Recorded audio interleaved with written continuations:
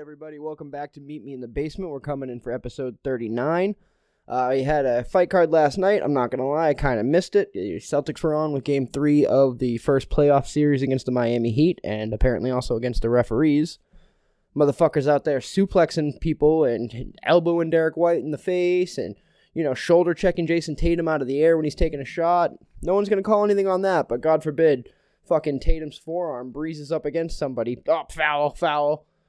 Whatever. Insane. It's funny, too, because we talk about the MMAs and the referees in MMA getting stuff wrong a lot, and we love to give these guys shit. At least they're not out there outright trying to affect the outcome of the competition, because that's how it felt last night watching the Celtics. So I almost should have tuned into the UFC. I mean, I know it was like a so-so fight night card, not a whole lot of big names, but still, whatever. Celtics still kicked their ass, so fuck it. Even fighting against the referees, still kicking asses, so who knows? Maybe a championship's coming to Boston this year. That'd be nice. We'll see. So anyways, I would like to get into, firstly, I have an announcement. I told you last week to be waiting for it. My good friend and teammate Justin OLIVERO will be fighting again at Combat Zone 84. Yeah, Combat Zone 84. That's going to be May 18th at the SNHU Arena. So you can go to the Combat Zone website. There will be an online pay-per-view. You can watch it there. You can also get tickets on Ticketmaster. Just make sure you use the fighter code OLIVERO. There'll be a link too in the description of this video, but yeah, use fighter code OLIVERO. Make sure he gets his credit, and yeah.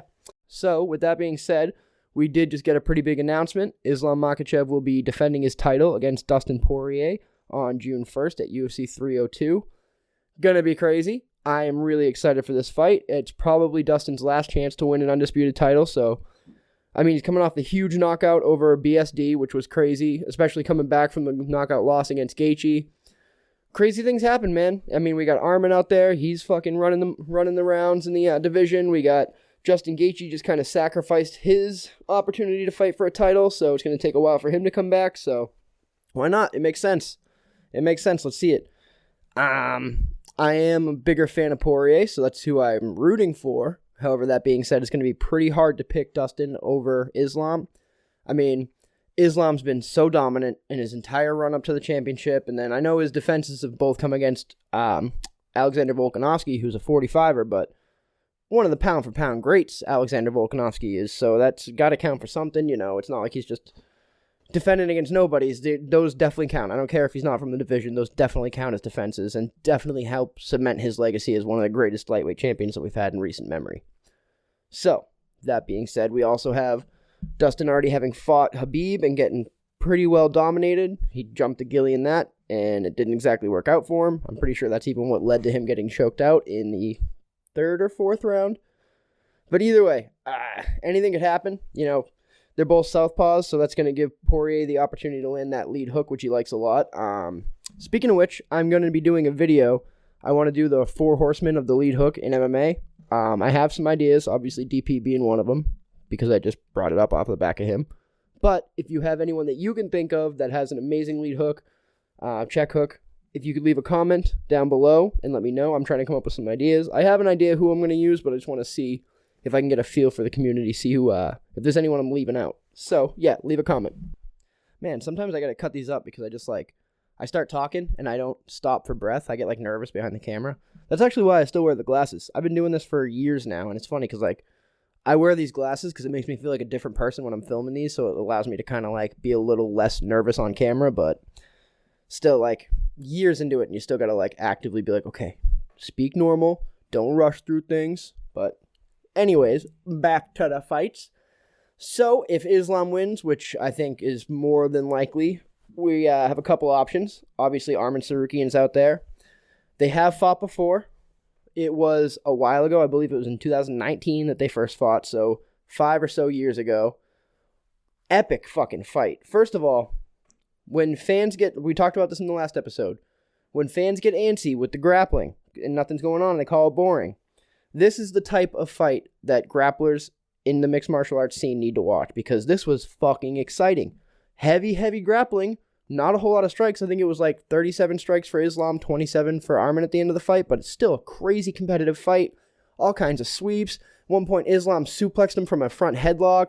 They were literally back and forth. Arman was fighting for takedown. I think Arman actually was the first person ever to take down Islam, and it happened in that fight. Obviously, that would make sense, seeing as how that was them fighting. But anyways, super exciting fight, all grappling. So there's something to be learned there. We love grappling. We just like exciting grappling, where they're looking to progress the position and not just stay on top of each other and draw out the clock. Epic grappling. That's the fight I would like to see if Islam wins. However, Islam has been talking about going up to 170 and fighting Leon Edwards. I believe Leon's probably going to get a fight announced for the Manchester card coming up. So he's going to have to get through whoever they put him against. But, whoever that fight ends up being against, Islam versus the winner would be cool. I'd still rather see Arman, especially with how much shit Islam's been talking about, like people wanting to fight, like Sean O'Malley was saying he wanted to fight Ryan Garcia, and Islam's like, oh, defend your belt, defend your belt. You've been talking about moving up to 170 since before you had the belt, so where do you get off, dude? And I like Islam, but, fuck, don't be a hypocrite, dude. Talking about useless fights with Justin Gaethje and Max Holloway, and then they go on to put on a fucking banger fight of the year. They're both going to be remembered forever for it. It doesn't seem very useless to me. Might not have been for the undisputed belt, but, people will remember that. People will remember that for the next 50 years. That knockout will be played on highlight reels. So, doesn't really seem too useless to me. So, I don't know. That's just my opinion. Most opinionated podcast in mixed martial arts. Wait. Most opinionated mixed martial arts podcast on the market. Had to refer to the sign there for a second. So, yeah, those are the options. If Islam wins, that's what I would like to see. Dustin wins, things get a little more interesting. We got a couple of trilogy fights we could have. I would really like to see Justin get another win. Well, a win. At least one. Maybe we do the trilogy match then. Dustin versus Justin for the undisputed lightweight title. That'd be fucking crazy. Or we get Max coming back at 155. Fight Dustin for the third time. I know that Max is down too.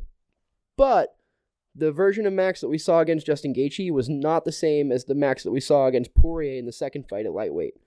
Max really put on a lot of muscle, was in great shape.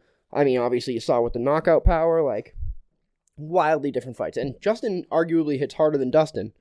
So if Max wasn't getting overpowered in that fight, I think he'd overcome the power difference that was there in their second fight against Dustin. Who knows? It could be a lot different. That's if Dustin even wins against Islam. So, we're talking 3 or 4 steps ahead in a hypothetical situation. But either way, there's a lot of fun to be had. And speaking of which, no one in... So, this is kind of crazy. Just to, again, show you how much into chaos Conor McGregor threw this division when he first attained the title. The last person to lose the lightweight title and not either vacate or be stripped was Eddie Alvarez when he lost it to Conor McGregor in 2016. That is 8 years since the title has actually been won off of a champion. That's wild. Yeah, because it was Alvarez loses to Conor. Conor holds it for 2 years without doing anything, gets stripped. Habib becomes champion. He eventually vacates when he retires. Charles becomes champion. He gets stripped when he missed weight against Gaethje. Now Islam's the champ. That'd be crazy, dude, if Islam was the first person to actually lose the belt since Eddie Alvarez. But, I don't know. I don't see that happening. So, we'll see. We'll see. We'll see. Again, that's going to be June 1st at UFC 302. So, we'll definitely end up talking about that again more before time comes, because it's kind of a ways out, and there's still plenty of other fights to talk about on that card. What else?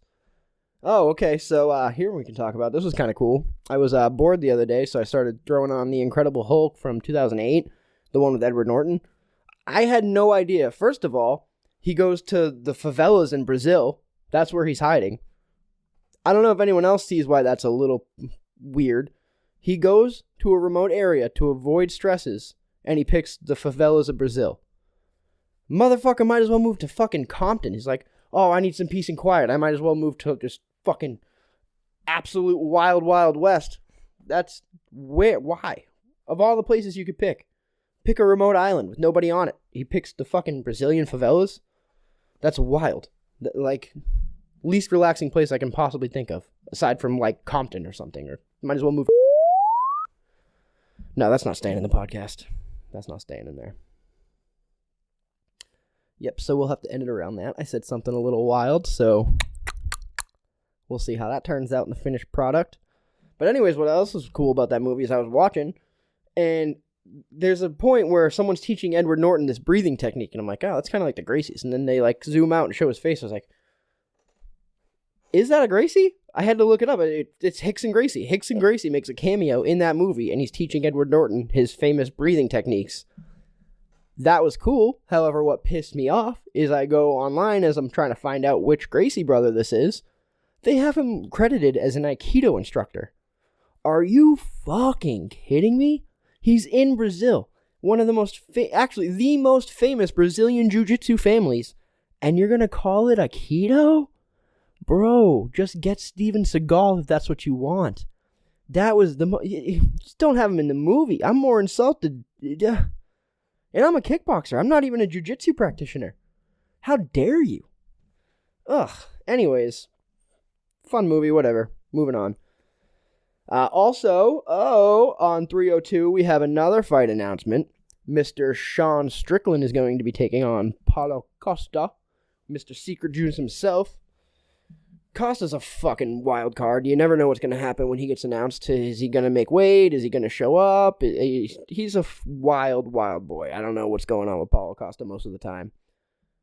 I don't know. But if he were to show up on weight and everything, I know it's been a while since he's had those issues, but it was still so blatant and just did not give a fuck at all that he came in like 30 pounds overweight. What was that when he was fighting Marvin Vettori? Fucking crazy. Paulo Costa does not care. Paulo Costa is out to do whatever Paulo Costa wants. And, you know, I'm kind of here for it. It's fun. And he's hilarious online, so. Who do I have winning that fight? That's a little hard to say. I think the fight is kind of going to look similar to Sean Strickland versus Jared Cannonier, where it's a lot of Sean working off his jab and staying at space. And we're going to see Costa winging big overhand shots. And, you know, Sean's really good at rolling with punches and catching them on the shoulders and parrying shots, but unfortunately, judges don't always judge correctly in that regard, in my opinion. So they'll see these big punches that aren't really landing, but they're so heavy and they're hitting the shoulders. And the other guy will be landing the jab and using footwork, but not really landing anything heavy. And they'll give it to the guy missing the heavy shots. We saw this, like I just said, Sean Strickland versus Jared Cannonier. I kind of thought Sean won that, even though I'm a bigger fan of Jared. I really thought Sean won that, but they gave it to Jared.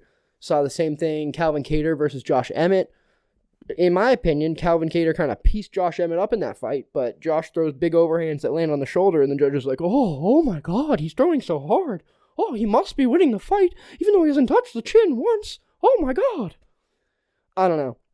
I kind of see this fight going the same way. I mean, maybe Sean's able to really put the pressure on him after a while and, like, break him, kind of like Izzy did to Paulo Costa. So it is possible, but if Sean isn't able to have some, like, significant moments, the judges might give it to Paulo Costa, especially if he's throwing up, like, head kicks and shit, even when they're not landing. Like, the judges hear that slap of the shin hitting the shoulder, or, like, the fist hitting the shoulder and whatnot when he's rolling with punches, and they're like, oh my God, I gotta give him this round. Oh, he hit him in the shoulder so hard. He's been jabbed to the nose 900 times, but that one punch to the shoulder really won the round for him. I don't know. That's... Obviously, I got some grievances. I'm a little biased, especially with the Calvin Kattar one. I'm a New Englander. Whatever. Moving on. We also have Jamahal Hill. He just announced that he will be fighting Khalil Rountree. I don't have the exact date written down here, but it's coming up. It's within the next pay-per-view or two. Pay-per-view or two. Jesus Christ, I told you I'm all over the place. I told you I wasn't lying. Anyways, Jamahal Hill versus Khalil Rountree. In any other world, I would 9 times out of 10 pick Jamahal Hill to win that fight. I love Khalil Rountree. He's got a great Muay Thai striking base. He's very powerful, aggressive. It's right up my alley. But he's had some trouble with the longer guys. Jamal has great accuracy, great power.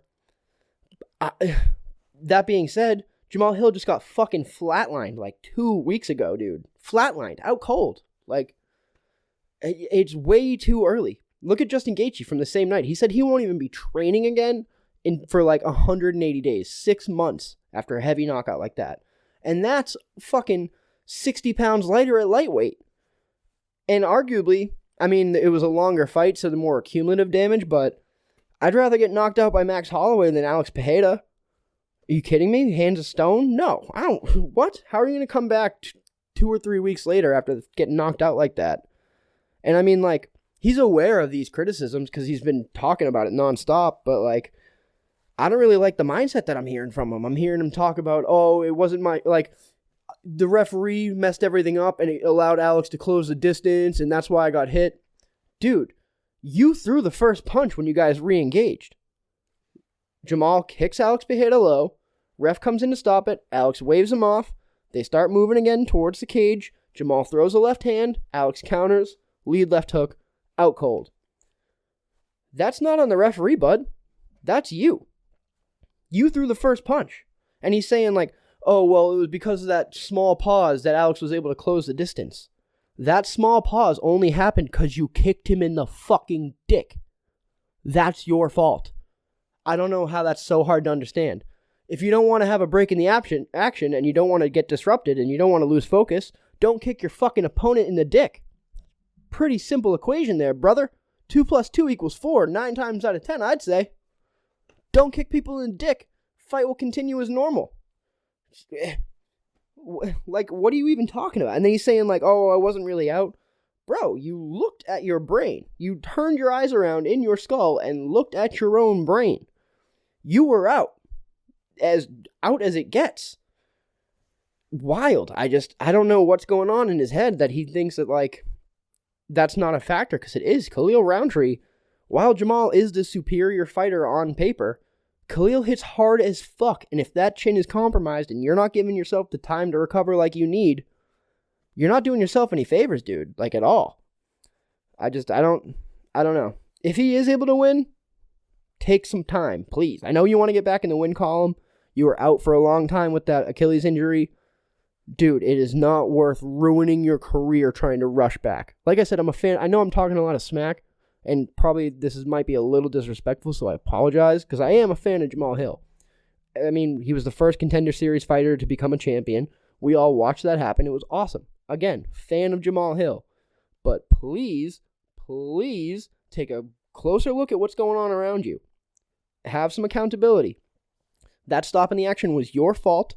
You guys reset. You threw the first punch, and you got countered. Be aware of that. See what you did wrong, and don't let it happen again. Secondly, if you get knocked out, I know you've been out for a while, but you need to take more time. Because if you don't, you're going to be out for a long time again. And before you know it, the show is going to be over. You're not going to be able to come back. So, I don't know. We'll see what happens. Diamond Dustin Poirier and new. Let's go. Meet me in the basement. Episode 39. Like and subscribe, motherfuckers. Peace.